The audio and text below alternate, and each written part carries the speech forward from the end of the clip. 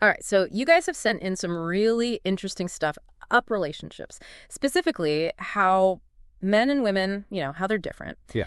And we're going to take a deep dive into this today. Yeah, let's do it. Try and unpack some of these ideas so you don't feel like you have to read a whole library Right. to get the insights. Yeah. The core concept in a lot of this is it comes from a book called Men Are From Mars, Women Are From Venus. Have you heard of this one? Oh, yeah. It's a class. And the idea is that men and women are just like wired differently. Completely. And it can feel like you're from different planets trying to communicate like the way you think, the way you feel, the way you perceive things, react to things, show love, all different. And the author of this book, he didn't just pull this out of thin air. This was based on his own troubles in his marriage. Yeah, he went through it himself. 7 years of research with thousands of couples and seminars. So this is not just theory. This is born out of real-life experience. So it's practical stuff. And the thing is, he has other books where he goes into, like, the reasons why. Right. We're not going to do that today. That's a whole other deep dive. Exactly. But what we're going to do is look at, like, how those differences actually play out in everyday life. Yeah. And give you some tools, kind of like a user manual, a guide, so you can navigate this. Absolutely. Because once you see the patterns, it's like, oh, that makes so much sense. Right. And this is, like, common sense stuff, but sometimes you just need that little nudge to kind of like shift your perspective. Yeah. Okay, so let's jump into it. One of the biggest things that comes up is just how men and women approach problems, right? Totally. How many times have you heard a woman say, he just doesn't listen? Oh, it's like the #1 complaint. Right. It's like it's a thing. And the interesting thing is, and this is where this Mars-Venus thing comes in. Yeah.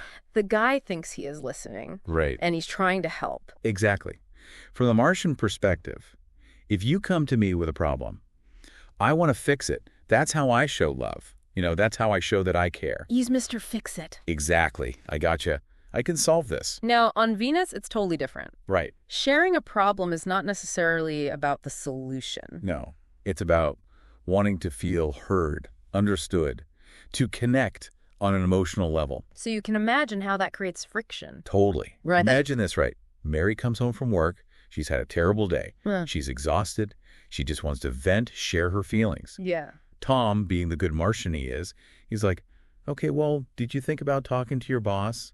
Maybe you should delegate more. Did you take the fastest route home?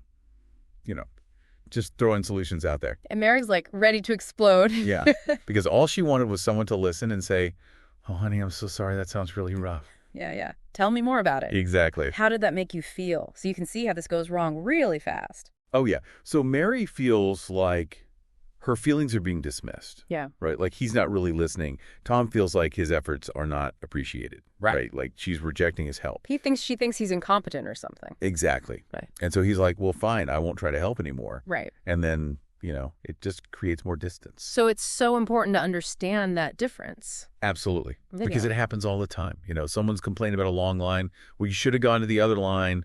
Someone's upset about a coworker. Just ignore them. Yeah. Like it sounds logical, right? Yeah. But it's not what they need in that moment. It's invalidating. Exactly. Like your feelings don't matter because there's a simple solution. Right. Which you obviously missed. Yeah. Okay, so let's talk about stress. Okay. Because like men and women, they even deal with stress differently. Completely different. It's like we have opposite coping mechanisms. Right. So tell me, how does a Martian typically deal with stress? Well, he retreats. He goes to his cave. He just do his cave. Yeah. He becomes withdrawn, quiet, focused internally. And what's a Venusian doing? She wants to talk. She wants to connect. She wants to share her feelings and get that support. So he wants to solve the problem. She wants to talk about it. Exactly. It's what makes them feel better. A man feels better when he's found a solution. A woman feels better when she's shared and processed her emotions. So let's paint a picture. Tom comes home. He's had a stressful day at work. What's he going to do? He's going to want to unwind, maybe read the paper, watch some TV, just be quiet. In his cave. Exactly. Now, Mary comes home. She's also had a crazy day. Right. She wants to connect. Yeah. She wants to talk to Tom, tell him everything that happened. But Tom's in his cave. Exactly. And that's where the conflict starts. Tom's thinking, why does she have to bring all this negativity into the house?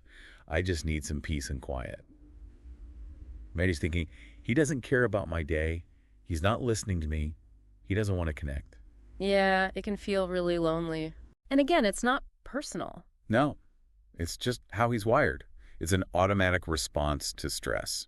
So when he goes into his cave, his focus narrows. Yeah, he might be thinking about a specific problem, trying to find a solution, and he's not really aware of what's going on around him. Right. And once he's figured it out, even if it's just finding a distraction, he can come out of his cave. Exactly. He feels a sense of completion, of relief, and then he can be more present and engaged. But until then, it can feel like he's shutting her out. Totally. And women can take that really personally. They might think, he doesn't love me anymore. He's not interested in me. Right. Why is he pushing me away? Exactly. So communication is so important here. It's key. If a woman understands that this is just his way of coping, and if she can just gently let him know that she needs to talk without him trying to fix anything, it can make a world of difference. Right. Just that understanding can help him relax and be more present. Yeah. Okay, so let's move on to what makes men and women tick in relationships. Like, what are their core motivations? Okay. So, broadly speaking, men are driven by feeling needed and valued for their competence. They want to feel appreciated for their efforts, trusted in their abilities, and accepted for who they are, flaws and all. That makes sense. It's that provider instinct. Exactly. They want to take care of their loved ones, make a positive difference, and when they feel like they're failing at that, it can be really devastating. And for women? Women are motivated by feeling cared for, understood, respected, and cherished.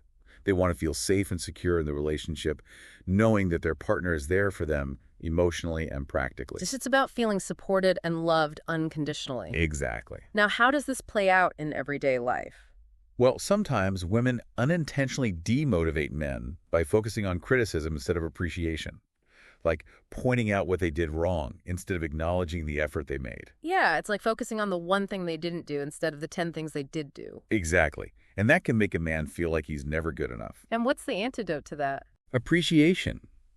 Expressing sincere appreciation for his contributions, even the small things, and continuing to ask for his support, but in a way that doesn't feel demanding or like he has to be perfect. Right. It's about setting clear boundaries, but also acknowledging his efforts. Exactly. The book gives this great example of Susan and Jim, this couple who went to counseling. Yeah. And their relationship started to improve when Susan felt truly heard and validated by Jim. Then they both had to take responsibility, Jim for not being as supportive as Susan needed, and Susan for not communicating her needs clearly. And finally, they had to make changes in their behavior moving forward. So it was a two-way street. Absolutely. It wasn't just one person's fault. No. Both had to make adjustments. Right. And this brings up that fear that a lot of men have, right? Yeah, the fear of not being good enough. And that can drive them to be overly focused on competence and achievement. Totally. And women have their own fear, the fear of not being supported. Which can actually lead them to push away support. It's ironic, isn't it? But sometimes, when you're afraid of being hurt or let down, you might unconsciously sabotage the very thing you need. Right. It's like a self-fulfilling prophecy. Yeah. And it's important to remember that men are generally turned off by neediness, but they're deeply motivated by feeling needed. Exactly. It's about feeling like you're contributing, making a positive difference. So if a woman can express her needs in a way that feels like a request, not a demand, it can actually make a man feel more capable and more willing to help. Absolutely. It's about creating a dynamic where he feels trusted and appreciated for who he is. Right, and that can lead to a more fulfilling relationship for both partners. Exactly. Now let's dive into some of the everyday communication challenges that can come up between Martians and Venusians. Right. Because even with the best intentions, misunderstandings can happen all the time. Oh, yeah, all the time. One big one is that men often interpret a woman's expression of feelings as blame. Even if she's not blaming him at all. Right. They hear it as criticism, like she's holding him responsible for her emotional state. Which can trigger that defensiveness we talked about earlier. Totally. And it clashes with the Venusian need to share upset feelings. For them, it's a way to process emotions, to connect, to seek comfort. Right. It's not about pointing fingers. It's about seeking empathy and understanding. Exactly. So what can men do in those situations? Well, the first step is to remind yourself that she has a right to her feelings, whatever they are. Even if they don't make sense to you. Right. And instead of trying to fix it, just listen. Ask clarifying questions like, tell me more about that, or what's making you feel this way? Right. And even just simple acknowledging sounds like, can go a long way. Yeah, it shows you're present and listening. And what about women? How can they communicate their feelings in a way that minimizes the chance of triggering blame? Well, using I feel statements instead of you made me feel statements can help. Right. So instead of saying, you made me angry, she could say, I'm feeling angry right now. Exactly. And acknowledging his efforts, even if things aren't perfect, can help too.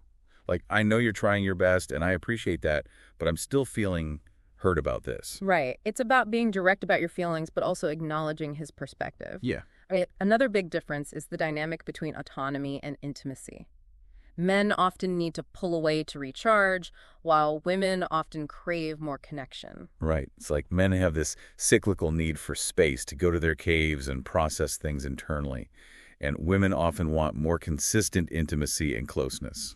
And ironically, a woman's attempt to create more intimacy through sharing her feelings can sometimes trigger a man's need to pull away. It's true. It's not that he doesn't care, it's just that he needs time to process before he can fully engage. And this can lead to those frustrating, one-sided conversations where a woman feels like she's talking to a wall. Yeah, she's pouring her heart out, and he's just giving her short answers or not saying anything at all. And that can feel really invalidating. Absolutely. But it's important to remember that silence doesn't always mean disinterest. Sometimes that's just his way of listening and processing. Exactly. And if a woman can accept that without demanding constant verbal feedback, it can actually make him a better listener in the long run. And sometimes a man's need for space can actually create an opportunity for a woman to focus on her own needs and interests. It's true.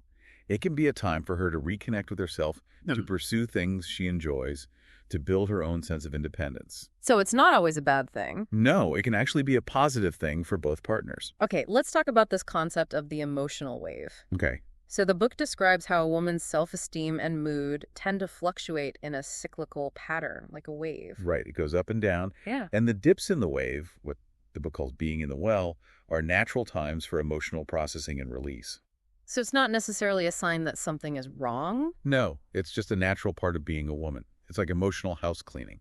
And what do women need most when they're in the well? Support, understanding, and patience, not solutions. Because the Martian instinct is to fix it, right? Totally. He sees she's upset, and he wants to make it better. But that's not what she needs. No. What she needs is to feel heard and validated in her feelings, to have someone just be present with her without trying to change her or fix her mood. And the interesting thing is, sometimes a man's supportive presence might actually make her feel a little worse initially. It's true, because it allows her to fully feel her emotions, to process them, before she starts to feel better. So it's not a sign that he's doing something wrong. No, it's just part of the process. And it's also important for men to remember that recurring conversations about the same issues might not mean that the problem hasn't been resolved. Right. It could just be part of the cyclical nature of the emotional wave. So what are some signs that a woman might be heading into the well? Well, she might be feeling overwhelmed, insecure, resentful. She might be more withdrawn or, conversely, more demanding. Right. So it's about being aware of those shifts in her mood and behavior. And the most important takeaway for men here is that a woman's emotional wave is not his fault. Right. He doesn't have to fix it. And he shouldn't try to. No. Her feelings are her feelings. He just needs to be there for her, to listen, to offer support. And to remember that she has the capacity to come out of the well on her own. Exactly. With his love and support, she'll be able to ride the wave and come out stronger on the other side. Now, things can get tricky when a woman is in the well and a man is in his cave at the same time. Oh, yeah. That's a recipe for disaster. Because both partners are feeling the need to withdraw and process internally. Right. And communication can break down completely. It's also important to remember that during times of intimacy, past unresolved feelings can sometimes surface. It's true. Intimacy can lower our defenses and make us more vulnerable. And that can lead to misunderstandings and hurt feelings. Yeah, it can feel like those old wounds are being reopened. And one thing that men absolutely should not do in those situations is tell a woman she shouldn't feel a certain way. Right. Telling her she shouldn't feel hurt or angry or sad is incredibly invalidating. It's like saying her feelings aren't legitimate. Exactly. And that just makes her feel worse. So what can a man do when he needs to pull away but his partner needs support? Well, first, he needs to acknowledge and accept his own limitations and need for space. Right. It's not selfish to take care of his own needs. No, it's healthy. And second, he needs to try to understand that her pain is real, even if he doesn't fully understand it. And third, He needs to reassure her that he'll come back when he's had some time to process. Exactly. So she doesn't feel abandoned or rejected. And for women, accepting a man's need for space doesn't mean she has to suppress her own needs. Right. She can still find ways to get support, whether it's from friends, family, or a therapist. And she can also use that time to focus on her own self-care and recharge. Exactly. Now, it's also important to note that external factors like financial pressure don't eliminate the emotional wave. Right. Stress is stress. And women still need to have their feelings validated regardless of what else is going on in their lives. Absolutely. Okay, let's revisit those 6 primary love needs that we touched on earlier. Okay.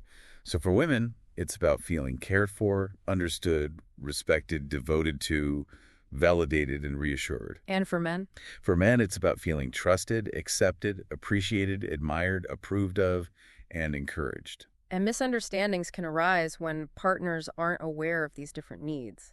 Totally. Like a woman might try to help a man by offering advice, but he might interpret that as criticism or control. And a man might try to solve a woman's problem, but she might interpret that as him dismissing her feelings. Right. The book gives an example of Beth and Arthur, this couple who were both feeling unloved. Yeah. And the problem was they were both giving, but they weren't giving each other what they needed. Exactly. They were speaking different love languages. And that's a really important point. The way we communicate our differences can actually cause more pain than the differences themselves. It's true. The way we argue, the way we express our needs, the way we respond to each other's feelings, all of that can make a huge difference. So arguments can easily escalate from the original issue to a meta-argument about how the argument is being conducted. Exactly. It's like, you're not listening to me or you're not respecting my feelings. And the key to resolving those conflicts is for both partners to feel appreciated and respected. Absolutely. And during an argument, it's often not what's said, but how it's said that really hurts. It's true.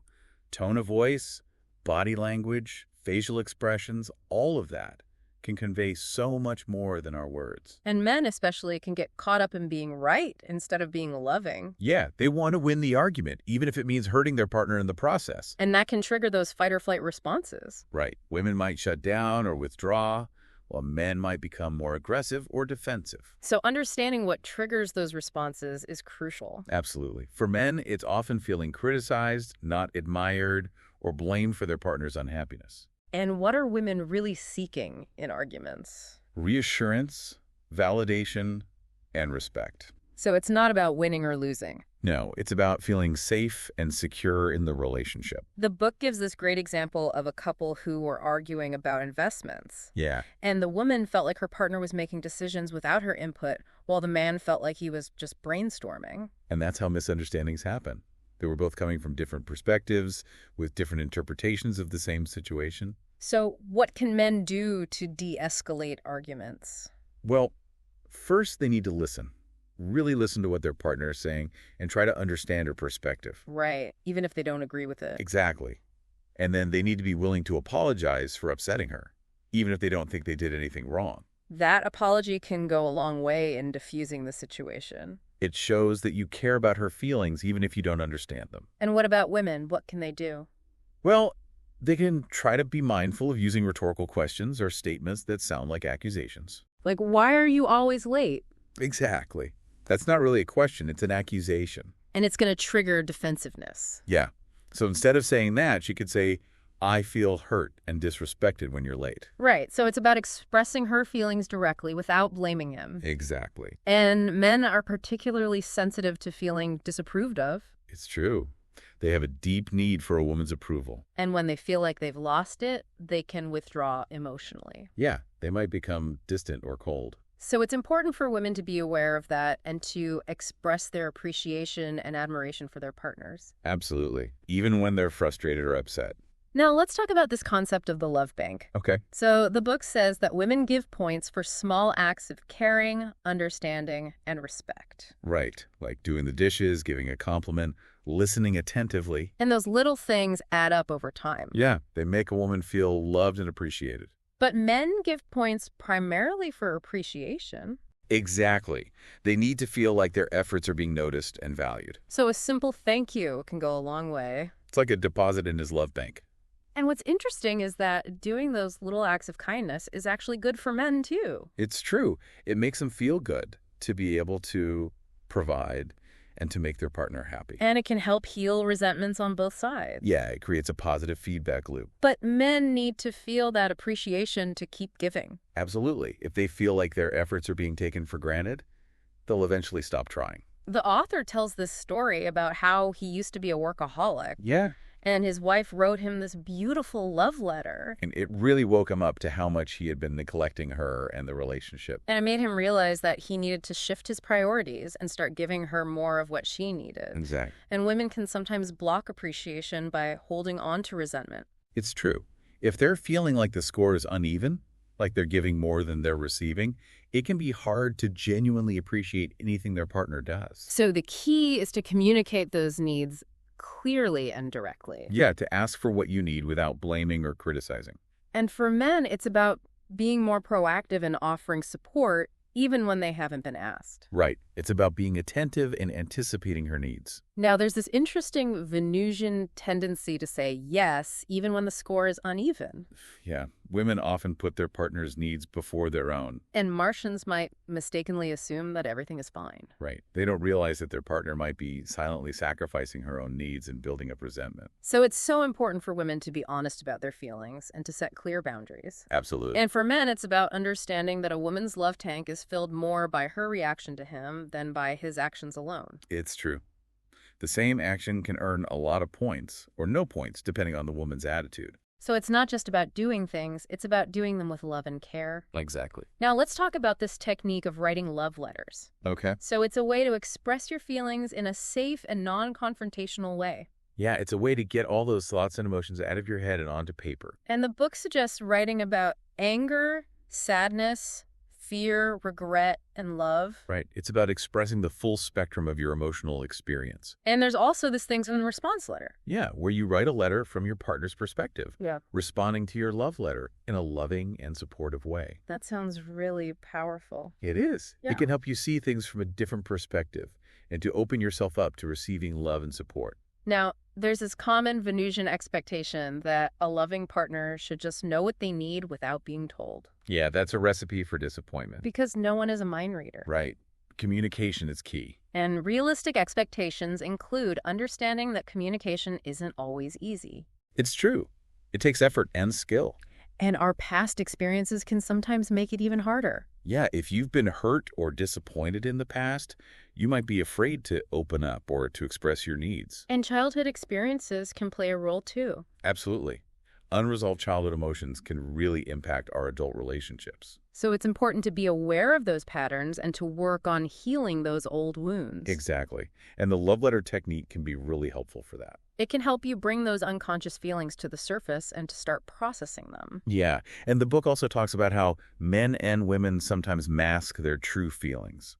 Like men might use anger to cover up sadness. Right. And women might use concern to avoid expressing anger. Yeah, we all have our coping mechanisms. And love itself can actually trigger the release of those repressed emotions. It's true. When you feel safe and loved, it can be easier to let those old feelings come up. And sometimes those reactions can seem disproportionate to the current situation. Yeah, like you're overreacting. But it's because those old feelings are being triggered. Exactly. And there's this interesting observation that even when positive change occurs in a relationship, old resentments can surface. The author tells a story about how he started feeling resentful after his wife started giving him what he wanted.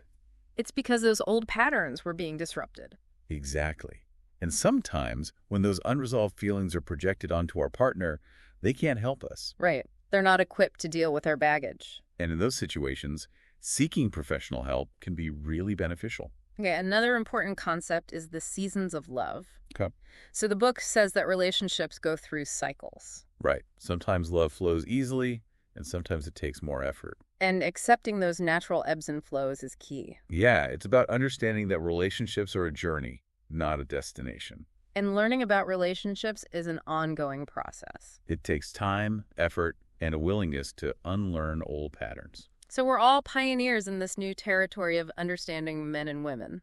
And one of the biggest differences is how we ask for support. Right. Women often have this idea that love is never having to ask. But men often need to be asked. Exactly. So the book gives 5 secrets for correctly asking a Martian for support. Okay, what are they? First, Timing is key. Don't ask when he's stressed or preoccupied. Right. Second, be non-demanding and appreciative. Yeah. Make it a request, not a demand. Third, be brief and to the point. Don't beat around the bush. Fourth, be direct. Say what you need. And fifth, use the right wording. Like what? Instead of saying, could you take out the trash? Say, would you take out the trash? Interesting. What's the difference? Well, could you sounds more like an expectation or a command. Uh-huh. Would you sounds more like a request, like you're giving him a choice. I agree. And to a Martian, that can make all the difference. So it's about respecting his autonomy. Exactly. And sometimes men will resist being asked for support. Yeah, they might say, don't nag me, or I'll get to it later. But it's important for women to trust that men can grow and change. Right. And to keep communicating their needs in a loving and respectful way. Exactly. The book gives this funny anecdote about planting flowers. Oh, yeah. Tell me about that. So the woman asks her husband, could you help me plant these flowers? Uh-huh. And he's like, oh, do I have to? Yeah. But when she asks, would you help me plant these flowers? He's like, sure, honey, I'd love to. Wow. So it's all in the wording. Exactly. And it's about framing it as a choice, not